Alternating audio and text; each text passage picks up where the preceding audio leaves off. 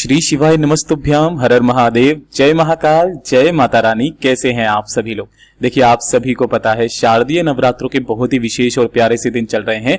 और अगर आपके घर में व्यापार अच्छा नहीं चल रहा है, कोई दुकान है अच्छी नहीं चल रही, घाटे में जा रही है, पैसा नहीं आ रहा, किसी की नौकरी नहीं लग रही है, धन को लेकर के, पैसे को लेकर के काफी ज्यादा समस्याएं घर में है, कर्ज लेने की नौबत आ चुकी है, किसी का विवाह नहीं हो रहा है, रुके हुए बढ़ ही नहीं रहे हैं, कोई मनोकामना आपकी पूरी नहीं हो रही है, समस्या पे समस्या आपके परिवार में, आपके घर में बनी हुई है, तो मात्र ये 7 बेलपत्र आपको अपने घर पर आज ही रख लेना है। पूज्य गुरुजी ने कहा, जो व्यक्ति नवरात्रि के दिन इस उपाय को कर लेता है ना, उसकी सारी मनोकामनाएं तो पूरी होती ही होती है, उसके घर में सदैव संपदा की वृद्धि होती है, धन की आवक होती है। पूज्य गुरुजी की कथा से सुन करके और समझ करके पूरे उपाय को बड़े ही आसान भाषा में आपको बताऊंगा, परंतु उससे पहले आप सबसे एक छोटी सी प्रार्थना। जो लोग पहली बार आए हैं, चैनल को सब्सक्राइब जरूर कीजिएगा और वीडियो को लाइक करके देवाधिदेव महादेव का कोई सा भी प्यारा नाम कमेंट बॉक्स में लिखना मत भूलिएगा। इस पूरे वीडियो में हम 3 महा उपायों के बारे में बात करेंगे, जो कि आपकी समस्त कामनाओं की पूर्ति के लिए होंगे। तो ध्यान से सुनते चले जाना, समझने की कोशिश करना। सबसे पहले बात करते हैं पहले वाले उपाय की, जो कि पूज्य गुरुजी ने खास करके बोला कि इन शारदीय नवरात्रों में जो भी विशेष स्थिति पड़े, या तो गुरुवार के दिन कर लीजिए, गुरुवार के दिन ना कर पाओ अष्टमी के दिन कर लो, और अष्टमी के दिन ना कर पाओ तो जो नवरात्रि का सबसे अंतिम दिन नवमी का दिन होता है ना, उस दिन तो कर ही लीजिएगा। आपको करना क्या है, आपके घर में अगर पैसे को लेकर के, धन को लेकर के समस्याएं काफी ज्यादा विकट है, कोई व्यापार चला रखा है, घाटे में जा रहा है, ग्राहक नहीं आ रहे हैं, दुकान नहीं चल रही है, आपने किसी से कर्ज लिया, कर्ज चुकता नहीं हो रहा है, कोई आपके पैसे नहीं लौटा रहा है, नौकरी के लिए आपको भागना पड़ रहा है, पैसे कमाने के लिए भागना पड़ रहा है, तो अगर आपके घर में धन को लेकर के समस्याएं काफी ज्यादा विकट है ना, तो इस वाली समस्या के लिए आपको ये वाला उपाय जरूर करना है। देखिए, आपको क्या करना है, इस तरीके से लेना होगा थोड़ा सा केसर। अब इस 1 से 2 कलियां जो केसर लोगे ना, इसे घिस करके केसर का चंदन बना लेना है, ठीक है ना। थोड़ा सा आपको चंदन चाहिए, इसे घिस करके। साथ ही साथ आपको लेनी होंगी 7 बेलपत्र, जो कहीं से भी खंडित कटी फटी ना हो, इस चीज का ध्यान रखना। और 1 लोटा शुद्ध जल अपने घर का ले लेना, तांबे के कलश में। बस इसके अलावा आपको और कुछ भी नहीं चाहिए।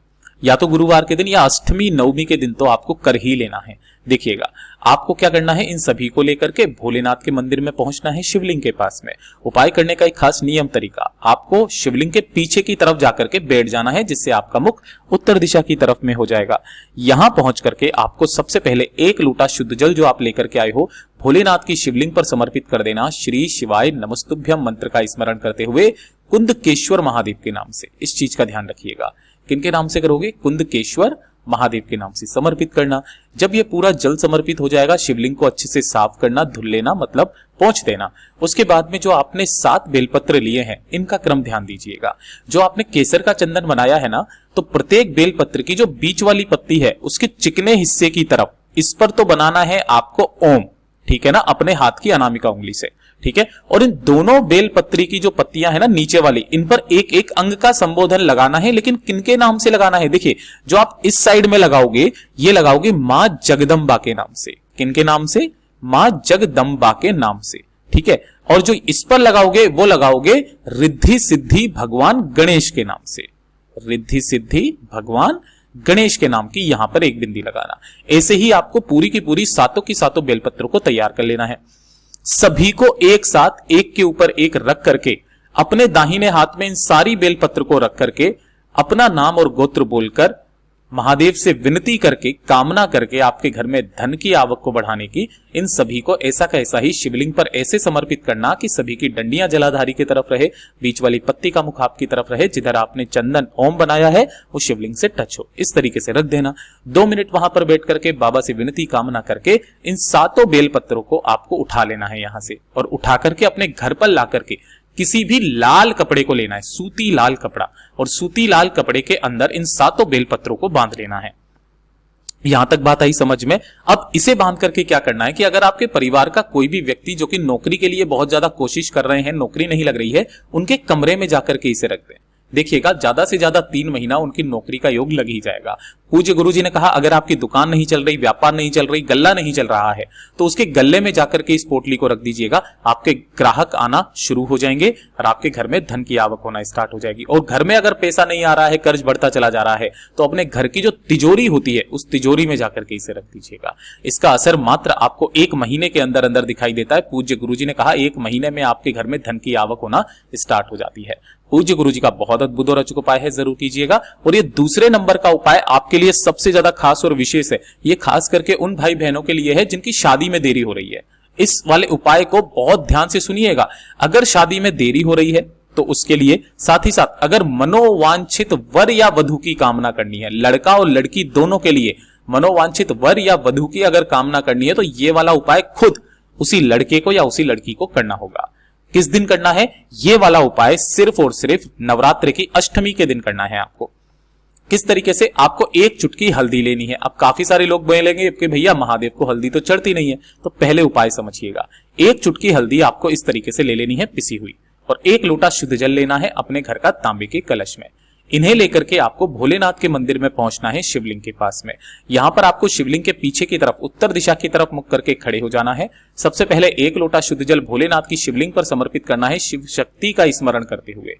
किनका? शिव शक्ति के नाम से श्री शिवाय नमस्तुभ्यम मंत्र का स्मरण करते हुए समर्पित कर देना। समर्पित कर देने के पश्चात अब बात आती है कि जो आपने हल्दी ली है, उस हल्दी की 7 बिंदियां अपनी कामना कहते हुए मैया अशोक सुंदरी के ऊपर आपको यहां पर लगानी है। यहां पर जैसे ही आप 7 बिंदियां लगा दोगे, आपके जो दोनों हाथ हैं, उन दोनों हाथों को आपको ऐसे करके यहां पर रखना है। दोनों हाथों को इन बिंदियों के ऊपर रखना है ना, और बिंदियों के ऊपर रख करके अपने हृदय की बात, अपनी कामना डायरेक्ट महादेव जी से कह देनी है। कह देने के पश्चात जब आप यहां से हाथ उठाओगे ना, तो आपको ये हाथ धोने नहीं है, ऐसे के ऐसे ही आपको चले जाना है किसी भी पीपल के पेड़ के पास। और जैसे ही पीपल के पेड़ के पास में पहुंचोगे, आपको उन दोनों ही हाथों से इस पीपल के पेड़ को भी स्पर्श करना है, फिर उठाना है, फिर स्पर्श करना है, फिर उठाना है, फिर स्पर्श करना है, फिर उठाना है। ऐसे 5 छापे आपको इसके ऊपर अपनी कामना कहते हुए लगा देना है। गुरुदेव ने कहा 5 छापों में, अब चाहे वो छापे उगड़े या ना उगड़े, मतलब उनकी छाप आए या ना आए, आपको 5 बार इसे स्पर्श जरूर करना है। पूज्य गुरुजी ने कहा ज्यादा से ज्यादा 3 महीना उनकी वो वाली कामना, शादी की अगर रुक रही है तो होने की, और साथ ही साथ मनोवांछित वर या वधू की कामना भी पूरी होती है। पूज्य गुरुजी का बहुत अद्भुत और अचूक उपाय है, जरूर कीजिएगा। और तीसरे नंबर का उपाय आप सभी लोगों को करना ही करना है। यह सबसे ज्यादा अचूक उपाय है, जो कि आपकी बड़ी से बड़ी इच्छा, बड़ी से बड़ी कामना पूर्ति के लिए होता है। अगर सारे उपाय कर करके आप थक चुके हो, इस वाले उपाय को नवरात्रा के अंतिम 3 दिनों में एक बार जरूर कर लीजिएगा।